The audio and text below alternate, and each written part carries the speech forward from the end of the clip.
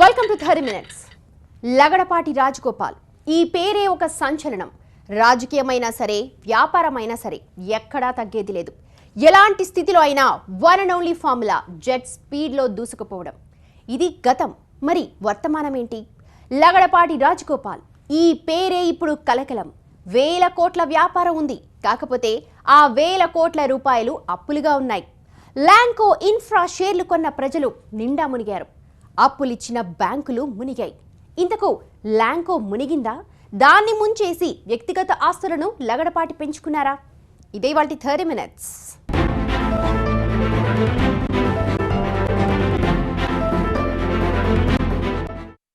ఒక కంపెనీ దివాలా తీసింది. ఆ కంపెనీ యజమాని, అతని కుటుంబం రోడ్డున పడింది. దిక్కులేని వాళ్ళైపోయారు. అయ్యో పాపం కదా. పాత సినిమాల్లో ఇలాంటి సీన్లు ఎన్ని చూడలేదు మనం. కానీ ఇప్పుడు కాలం మారింది కదా. కంపెనీ దివాలా తీస్తుంది, కానీ యజమానులు రోడ్డున పడరు. అప్పులిచ్చిన బ్యాంకులు, షేర్లు కొన్న ప్రజలు వీధిన పడతారు. ల్యాంకో ఇన్ఫ్రా విషయంలోనూ జరిగిందిదే. మంది సొమ్ము మింగి దివాలా ముసుగులో దర్జా ఉలకబోస్తున్న కంపెనీల జాబితాలో ల్యాంకో చేరింది. మొత్తం విషయాన్ని ఒక్క ముక్కలో చెప్పాలంటే లగడపాటి రాజగోపాల్ అలియాస్ దివాలా గోపాల్. లగడపాటి రాజగోపాల్ పేరు చెప్పగానే వెంటనే గుర్తుకొచ్చేది ల్యాంకో. రాజకీయాల్లో లగడపాటి సంచలనాలకు ఎంత కేంద్ర బిందువో వేల కోట్ల వ్యాపార సామ్రాజ్యం విషయాల్లోనూ అంతే. ఇప్పుడు లగడపాటి రాజకీయాలకు దూరంగా ఉన్నారు. ఆయన వేల కోట్ల రూపాయల వ్యాపార సామ్రాజ్యం మాత్రం అలానే ఉంది. కాకపోతే ఆ వేల కోట్ల రూపాయలు అప్పుల రూపంలో ఉన్నాయి. ల్యాంకో ఇన్ఫ్రా దివాలా తీసింది.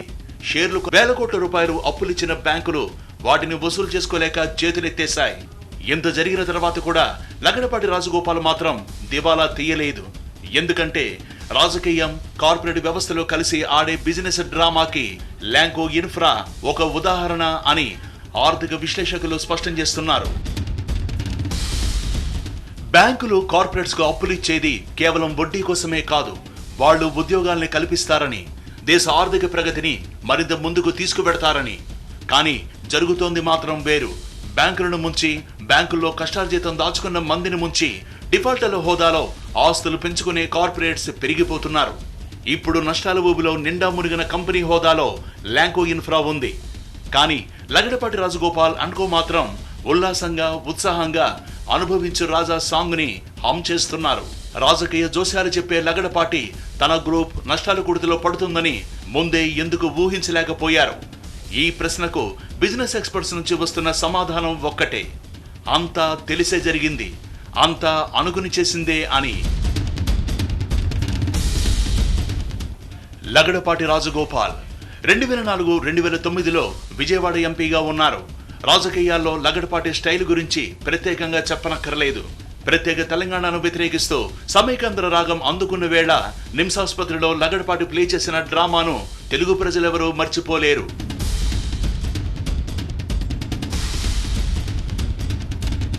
ఇక లోక్సభలో ఆంధ్రప్రదేశ్ విభజన బిల్లును అడ్డుకుంటూ పెప్పర్ స్ప్రేను స్ప్రే చేసిన రాజగోపాల్ రగిలించిన సెగకు దేశమంతా నివ్వెరపోయింది. ఇలా ఒకటి కాదు, రెండు కాదు, రాజకీయాల్లో ఉన్నంత కాలం అత్యంత దూకుడు వ్యవహార శైలితోనే తన ఉనికిని చాటుకున్నారు లగడపాటి. వ్యాపారంలోనూ అదే దూకుడును కొనసాగించారు. కాకపోతే ఆ దూకుడు అప్పులు పుట్టించడంలో, పెట్టుబడుల్ని దారి మళ్లించడంలో ప్రదర్శించబట్టే ఈ రోజు ల్యాంకో ఇన్ఫ్రా దివాలా అంచున నిలబడిందని పరిశీలకులు విశ్లేషిస్తున్నారు. 2004లో తన మామ పర్వతనేని ఉపేంద్ర రాజకీయ వారసుడిగా విజయవాడ ఎంపీగా పోటీ చేసి గెలిచారు లగడపాటి. అప్పటికి 2 ఏళ్ల ముందుగానే, అంటే 2002లోనే ల్యాంకో నుంచి తప్పుకుంటున్నట్లు ప్రకటించారు.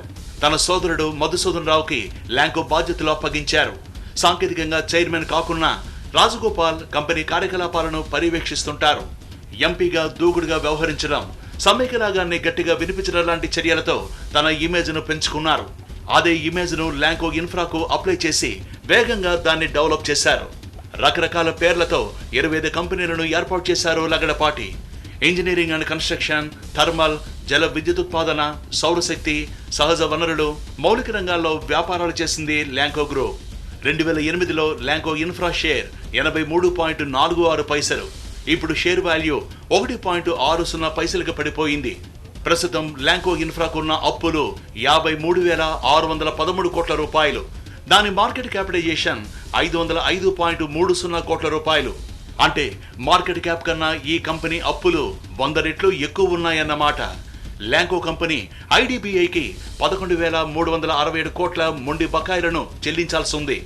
ఇందులో ఫండ్ ఆధారిత మొండి బకాయిలు 8,146 కోట్లు కాగా నాన్ ఫండ్ మొండి బకాయిలు 3,221 కోట్లున్నాయి. SBI, Andhra Bank, Allahabad, Axis, Oriental Bank of Commerce, Punjab National Bank, ICICI బ్యాంకులు వేల కోట్లాది రూపాయలు ల్యాంకోకు అప్పులు ఇచ్చి ఇప్పుడు వసూలు చేయలేక కింద మీద పడుతున్నాయి. ఇన్ఫ్రాస్ట్రక్చర్ రంగానికి సంబంధించి దాదాపు 80% లిస్టెడ్ కంపెనీలు హైదరాబాద్ నుంచి ఉన్నాయని గర్వంగా చెప్పుకునేవాళ్ళు. ఆ పరిస్థితి నుంచి ఇవాళ మనకి దివాలా తీసి 550 కోట్ల మార్కెట్ క్యాపిటలైజేషను 53,000 కోట్ల 56,000 కోట్ల అప్పు ఉన్న కంపెనీ కింద మనకి ఈరోజు ల్యాంకో కనిపిస్తుంది. దీంతోపాటు ఎప్పుడైతే మనకి బ్యాంక్రప్సీ కోడ్ అమలు పరచాలని ఆర్బీఐ నిర్ణయం తీసుకున్న 12 కంపెనీల లిస్టులో మొదటిగా ల్యాంకో ఇన్ఫ్రా రావడం అనేది ఖచ్చితంగా ఈ కంపెనీ ఎలా పైకి వెళ్ళింది, ఎలా కిందికి వచ్చింది అనేది మాత్రం ప్రశ్నార్థకంగా మారింది. ల్యాంకో వ్యాపారంతో సంబంధం లేదనే రాజగోపాల్ అవే కంపెనీలకు అప్పుల కోసం బ్యాంకుల చుట్టూ తిరుగుతారు. బ్యాంకుల నుంచి రుణాలు పొంది బకాయిలు మాత్రం ఎగ్గొడతారు. ఇదంతా కాగితాల మీద కనిపిస్తుంది. ఇప్పుడు దివాలా దాకా పరిస్థితి చేరింది. దివాలా చట్టం ప్రకారం చర్యలు తీసుకోవాలంటూ బ్యాంకులకు ఆర్బీఐ కూడా ఆదేశాలు జారీ చేసింది. ల్యాంకో చేసిన పాపాల్లో నిండా మునిగాయి బ్యాంకులు. ల్యాంకోను నమ్మి నష్టపోయారు ఇన్వెస్టర్లు. ల్యాంకో ప్రాజెక్టుల్లో డబ్బులు చెల్లించి లబోదిబోమంటున్నారు సామాన్య జనం. ఇంతకీ బ్యాంకుల నుంచి తీసుకున్న వేల కోట్ల రూపాయలు ఏమయ్యాయి, ఎలా దారి మళ్ళాయి? వేల కోట్ల రూపాయలు సూట్ కేస్ కంపెనీల పేరుతో సరిదేశారా? హవాలా రూపాల్లో సైడ్ చేశారా? ల్యాంకో ఇన్ఫ్రా పతనం ఎలా కొనసాగింది? లగడపాటి అనుకో వేసిన మాస్టర్ స్కెచ్ ఏంటి? రాజకీయాల్లోకి వెళుతూ ల్యాంకో నుంచి తప్పుకుంటున్నట్టు ప్రకటించాడు లగడపాటి. 2014లో రాజకీయ సన్యాసం తీసుకున్న తరువాత తిరిగి ల్యాంకో బాధ్యతలు తీసుకోలేదు. ఎందుకంటే అప్పటికే ల్యాంకో దివాలా తీసేసిందని బయటపడటం కాస్త ఆలస్యమైందని ఆర్థికవేత్తలు విశ్లేషిస్తున్నారు. అంటే లగడపాటి రాజకీయాల్లో ఉన్న కాలంలోనే జరగాల్సిందంతా జరిగింది. ఇంతకు ఏం జరిగింది? బ్యాంకుల్లో ప్రజలు దాచుకున్న వేల కోట్ల రూపాయలను ఎలా రుణాలుగా తీసుకున్నారు? వాటిని చివరకు ఏం చేశారు? లగడపాటి రాజగోపాల్ రాజకీయాల్లోకి వచ్చిన తర్వాత, రాజకీయాల నుంచి సన్యాసం తీసుకున్న తర్వాత ఈ రెండు పరిణామాలకు మధ్య ఉన్న సమయం 12 ఏళ్లు. ఈ గ్యాప్ లో వేల కోట్ల రూపాయల ప్రజాధనం బ్యాంకుల నుంచి ల్యాంకో ఇన్ఫ్రాలోకి లోన్ల రూపంలో వచ్చింది. ఈ గ్యాప్ లోనే తన పొలిటికల్ ఇమేజ్ ను చూపుతూ ల్యాంకో ఇమేజ్ ను కూడా లగడపాటి పెంచారు. దీంతో షేర్ వాల్యూ పెరిగి మరింత ప్రజాధనం ల్యాంకో గ్రూప్ లోకి వచ్చింది. ఇప్పుడు ల్యాంకో ఇన్ఫ్రా దివాలా తీసింది. అంటే అటు బ్యాంకులు ఇచ్చిన వేల కోట్ల రూపాయల డబ్బు ఇటు షేర్ల నుంచి వచ్చిందంతా ఆవిరైపోయింది అనుకుంటే పొరపాటు అంటున్నారు ఆర్థిక విశ్లేషకులు. మరి ఆ డబ్బంతా ఏమైంది? ఇదిగో ఈ విశ్లేషణ చూడండి. ఈ పవర్ పర్చేజ్ అగ్రిమెంట్స్ కావచ్చు, లేకపోతే మిగతా కాంట్రాక్ట్ అగ్రిమెంట్స్ కావచ్చు, ఇలాంటివన్నీ చూపించి బ్యాంకుల నుంచి లోన్ తెచ్చుకోవడం, లేదా గవర్నమెంట్ ద్వారా ల్యాండ్ అలొకేట్ చేసుకుని ఆ ల్యాండ్ మీద లోన్స్ తెచ్చుకోవడము. తర్వాత ఆ ఫండింగ్ అంతా ఇలా వచ్చిన తర్వాత ఏం చేస్తున్నారంటే మళ్ళీ ఐపీఓకి వెళ్ళటము, అంటే ప్రజల నుంచి కూడా అట్రాక్ట్ చేసి వాళ్ళ ద్వారా కూడా షేర్స్లో ఇన్వెస్ట్ చేయించుకోవడము. ఈ మొత్తం డబ్బు పూల్ అయిన తర్వాత కొంతకాలం బిజినెస్ చేస్తూ కొంత ఎక్స్పెండిచర్ పెడుతూ తర్వాత ఏంటంటే వాళ్ళకి ఒక నమ్మకం కలిగిన తర్వాత బ్యాంకర్స్కి కానీ ప్రజలకు కానీ అంటే ఇన్వెస్టర్స్కి కానీ ఒక నమ్మకం కలిగిన తర్వాత ఏం చేస్తుంటే ఒక సూట్ కేసు కంపెనీలు ఓపెన్ చేయడము. అక్కడి నుంచి ఈ రెండింటి మధ్యలో మళ్ళీ సబ్ కాంట్రాక్ట్ల అగ్రిమెంట్లు ఓపెన్ చేసుకోవడము. సబ్ కాంట్రాక్ట్ల అగ్రిమెంట్లు ఓపెన్ చేసుకుని అక్కడి నుంచి ఫండ్ని రూటింగ్ చేసుకోవడం జరుగుతుంది. తర్వాత రూటింగ్ చేసుకుని అక్కడి నుంచి మళ్ళీ వాళ్ళు వేరే రూట్లో విత్డ్రా చేసుకోవడం జరుగుతుంది. అదన్నమాట విషయం. కార్పొరేట్ కంపెనీలు విచ్చలవిడిగా అమలు చేసి బ్యాంకులను ముంచుతున్న వ్యూహాన్ని ల్యాంకో గ్రూప్ కూడా చేసిందని ఆర్థిక నిపుణులు స్పష్టం చేస్తున్నారు. భారీ యంత్రాలు కొనడం దగ్గర నుంచి ప్రతి దాన్ని సూట్ కేస్ కంపెనీ ద్వారా చేశారు. రూపాయి ఖర్చైన చోట 10 రూపాయలు చెల్లించారు. మిగిలిన 9 రూపాయలను దారి మళ్లించారు. కట్ చేస్తే ల్యాంకో ఇన్ఫ్రా మునిగింది. దారి మళ్లించిన కోట్లాది రూపాయలు మాత్రం వ్యక్తిగత ఆస్తులుగా మారాయి. అంతేకాదు విదేశాల్లో పెట్టుబడులు పెట్టినట్లు చూపించి ల్యాంకో ప్రమోటర్లు వేల కోట్ల రూపాయలు నొక్కేశారన్న ఆరోపణలు బలంగా వస్తున్నాయి. గ్రాఫిక్ కోల్ అనే ఆస్ట్రేలియా బొగ్గు కంపెనీని అధిక మొత్తానికి ల్యాంకో కొనుగోలు చేసింది. ఆస్ట్రేలియా కోల్ మైనింగ్ కంపెనీలో 22,000 కోట్ల రూపాయలు పెట్టుబడి పెట్టామని నష్టం వాటిల్లిందని కంపెనీ చెప్పుకుంది. కానీ 12,000 కోట్ల రూపాయలు ప్రమోటర్ల జేబుల్లోకి వెళ్లినట్లు ఆరోపణలు వస్తున్నాయి. ఆస్ట్రేలియాకు చెందిన institute for energy economics and financial analysis అనే సంస్థ ఆస్ట్రేలియాలో ల్యాంకో ఇన్ఫ్రా చేసిన మైనింగ్ లీలల మీద 27 పేజీల రిపోర్ట్ కూడా ఇచ్చింది. ఇక్కడ బ్యాంకులను ముంచడంతో పాటు ఆస్ట్రేలియా దాకా ల్యాంకో ఇన్ఫ్రా స్కెచ్ గీసుకుంటూ పోయిందన్నమాట. ఇన్ఫ్రాస్ట్రక్చర్ రంగంలో ఉన్న కంపెనీ పవర్ సెక్టార్కి డైవర్సిఫై అవ్వడం, ఆ పవర్ సెక్టార్కి డైవర్సిఫై అయిన తర్వాత ఒకవైపు ఏమో పవర్ జనరేట్ చేసి గవర్నమెంట్కి ఇస్తే అది సకాలంలో ఆ డబ్బులు రావట్లేదనే ఒక నిందని ప్రభుత్వం మీద వేయడం, ఇంకొక వైపు ఆ పవర్ పర్చేజ్ కాంట్రాక్ట్స్ని చూపించి బ్యాంకుల నుంచి వేల కోట్ల రూపాయల అప్పులు తీసుకోవడం, అండ్ బ్యాంకర్స్ ఎప్పుడైతే ప్రెషర్ చేస్తారో అప్పుడు వేరే బ్యాంక్ నుంచి ఇంకా లోన్లు తీసుకోవడం, ఇలా ప్రభుత్వం సెడ్జ్కి అలాట్ చేసిన ల్యాండ్తో సహా మొత్తం తనఖా పెట్టడం, వాటన్నిటి మీద లోన్లు తీసుకొని దాదాపు 56,000 కోట్ల రూపాయలు ఈరోజు రుణభారాన్ని కంపెనీ మీద పెట్టుకోవడం. ఈ మధ్యకాలంలో రాజకీయాల్లోకి పెట్టుబడులు కానివ్వండి, విదేశాల్లో విలాసాలు కానివ్వండి, విదేశాల్లో ఆస్తులు పెంచుకునే విషయంలో కానివ్వండి, ప్రతి చోట కూడా అక్రమాలు జరిగినట్టుగా మనకి చాలా స్పష్టంగా కనిపిస్తుంది. లగడపాటి రాజగోపాల్ రాజకీయాల ఉన్న కాలంలో విపరీతంగా బ్యాంకుల నుంచి లోన్లు పుట్టాయి. షేర్ వాల్యూ కూడా పెరిగింది. అందుకు ఉదాహరణ 2008లో Lanco infra share life time గరిష్ట స్థాయి అయిన 83 రూపాయలకు చేరింది. అప్పుడు కేంద్రంలో యూపీఏ ఉంది. కాంగ్రెస్ పవర్లో ఉన్నంత కాలం ల్యాంకో సేఫ్ లుక్ తో కనిపించింది. పవర్ పర్చేజ్ అగ్రిమెంట్స్ ఒకదాని తర్వాత ఒకటి వస్తూనే ఉన్నాయి. లోపల జరుగుతున్న దందా బయటకు తెలియదు. కేంద్రంలో కాంగ్రెస్ కు పవర్ పోయింది. ల్యాంకో దివాలా దిశగా పరుగులు పెట్టింది. రాజకీయాలు, కార్పొరేట్ వ్యవస్థ కలిసి వ్యాపారం ముసుగులో వేల కోట్లు కొల్లగొట్టే ప్రక్రియకు ల్యాంకో ఇన్ఫ్రా తాజా ఉదాహరణ అంటున్నారు పరిశీలకులు. సామాన్యుడు చిన్న లోన్ తీసుకుని ఒక్క ఈఎంఐ కట్టడం కాస్త లేట్ అయితే చుక్కలు చూపించే బ్యాంకులు కార్పొరేట్స్ కంత్రి బుద్ధికి మాత్రం చెక్ పెట్టలేకపోతున్నాయి. విజయ్ మాల్యా నుంచి మొదలు పెడితే లగడపాటి దాకా ఈ జాబితా చాలా పెద్దది.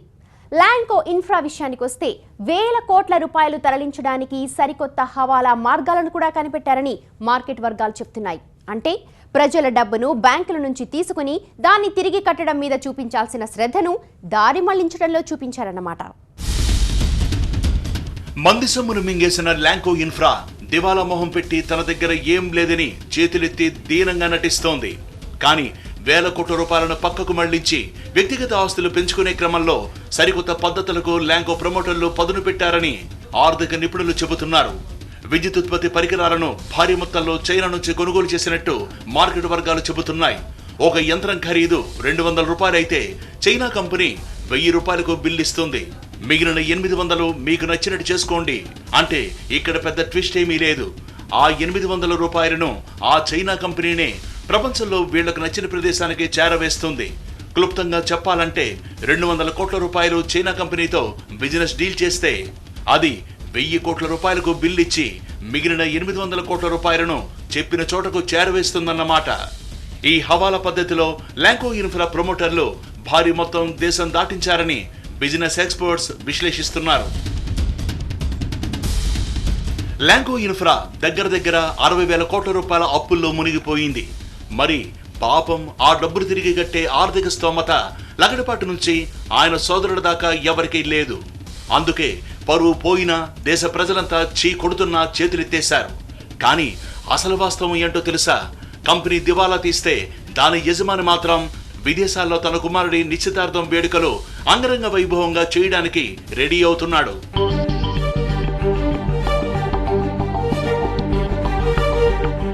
అంటే అతిథులందరినీ చార్టెడ్ ఫ్లైట్స్ లో తీసుకువెళ్లడం నుంచి రాజ మర్యాదలు ఓ రేంజ్ లో ఉంటాయన్నమాట.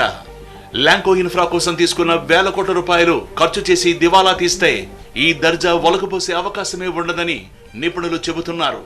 బ్యాంకులను వేల కోట్లకు ముంచి దేశం వదిలి పారిపోయిన విజయ్ మాల్యా కూడా గోవాలో తన షష్ఠి పూర్తిని అంగరంగ వైభవంగా చేసుకున్నాడు. మంది సొమ్మును మింగినప్పుడు కంపెనీలు దివాలా తీసి యజమానుడు జల్సా చేస్తారన్న సంగతి ప్రత్యేకంగా చెప్పాల్సిన పనేముంది. కంపెనీల లెక్కల్లో వాళ్ళ దగ్గర ఏమాత్రం డబ్బులు లేవు, నెగిటివ్ బ్యాలెన్స్ షీట్ ఉంది, అసలు తినడానికి కూడా డబ్బులు లేవు అన్నట్టుగా బ్యాలెన్స్ షీట్స్లో చూపించడం. కట్ చేస్తే మరో రూపం ఏంటంటే రాజకీయ నాయకులు వాళ్ళ పిల్లల పెళ్ళిళ్ళు కానీ ఎంగేజ్మెంట్స్ ఇవన్నీ డెస్టినేషన్ వెడ్డింగ్స్ డెస్టినేషన్ ఎంగేజ్మెంట్స్ అని చెప్పి కాన్సెప్ట్స్ని క్రియేట్ చేసుకుని చార్టర్డ్ ఫ్లైట్స్ వేసుకుని వెళ్ళి పెళ్ళిళ్ళు చేస్తున్నారు. అంటే ప్రజల డబ్బుని వాళ్ళ సొంత జేబుల్లోకి సొంత ఖాతాల్లోకి మార్చుకొని తద్వారా ఇలాంటి పెళ్ళిళ్ళు చేయడం ద్వారా మరింత మంది పెద్ద మనుషులతోటి వాళ్ళు పరిచయాలు పెంచుకొని మరిన్ని మోసాలు చేయడానికి మరింత ప్రజాధనాన్ని దోచుకోవడానికి ఒక ప్రయత్నంలో భాగం కిందనే మనం చూడాలి. ల్యాంకో ఇన్ఫ్రాతో నాకు ఎలాంటి సంబంధం లేదు, నేను రాజకీయాలకు వచ్చేటప్పుడే బయటకొచ్చానని లగడపాటి చెబుతున్నారు. అయినా ఇప్పటికీ ఈ పరిస్థితి నుంచి గట్టెక్కడానికి ఢిల్లీ బీజేపీ నేతల వద్ద పైరవీలు చేస్తున్నట్టు రాజకీయ వర్గాలు చెబుతున్నాయి. అసలు ఉమ్మడి ఆంధ్రప్రదేశ్ విభజన వేళ సమైక్య రాగాన్ని లగడపాటి గట్టిగా వినిపించిన వెనక అసలు రహస్యం కూడా ఇదేనన్న గుసగుసలు రాజకీయ వర్గాల నుంచి వినిపిస్తున్నాయి. రాష్ట్రం విడిపోతే తన గుట్టు త్వరగా బయటపడుతుందన్న ఆందోళనతోనే సమైక్యవాదాన్ని ఓ రేంజ్లో లగడపాటి వినిపించారన్న విశ్లేషణలు వస్తున్నాయి. బ్యాంకులను మోసం చేయడం, అది కూడా లక్షల కోట్ల రూపాయలు మింగేసి వాటిని దివాళా దిశగా నడిపించడం, ఇది చిన్న క్రైమ్ కాదు, దేశ ఆర్థిక వ్యవస్థనే చిన్నాభిన్నం చేసేంత క్రైమ్. ఖద్దరు కార్పొరేట్ వ్యవస్థ కలిసిన వేళ ఈ క్రైమ్ మరింత వేగంగా సాగుతుంది. అందుకు ల్యాంకో ఇన్ఫ్రా మరో తాజా ఉదాహరణ మాత్రమే. డిఫాల్టర్ ముసుగులో బ్యాంకులను దోచేయడం ఇప్పుడు దేశంలో చాలా సేఫ్ క్రైమ్ అయిపోయింది. కార్పొరేట్ శక్తులకు రాజకీయ బలం తోడైతే మంది సొమ్ము మింగడం మరింత వేగంగా సాగుతుంది. అందుకు ల్యాంకో ఇన్ఫ్రా చిన్న ఉదాహరణ మాత్రమే. మనమంతా బ్యాంకుల్లో దాచుకున్న డబ్బు మీద వడ్డీని తీసుకెళ్లి ఆ బ్యాంకులు వీళ్ల చేతుల్లో పోస్తున్నాయి. మన కష్టాన్ని కార్పొరేట్లు స్వాహా చేసేస్తున్నారు. దేశం దాటిన విజయ్ మాల్యా ఒకవైపు, దేశంలోనే దర్జా ఒలకబోస్తున్న లగడపాటి లాంటి వాళ్ళు మరోవైపు. ఇదే జాబితాలో ఇంకా చాలా మంది సూటు బూటు కేటుగాళ్లున్నారు.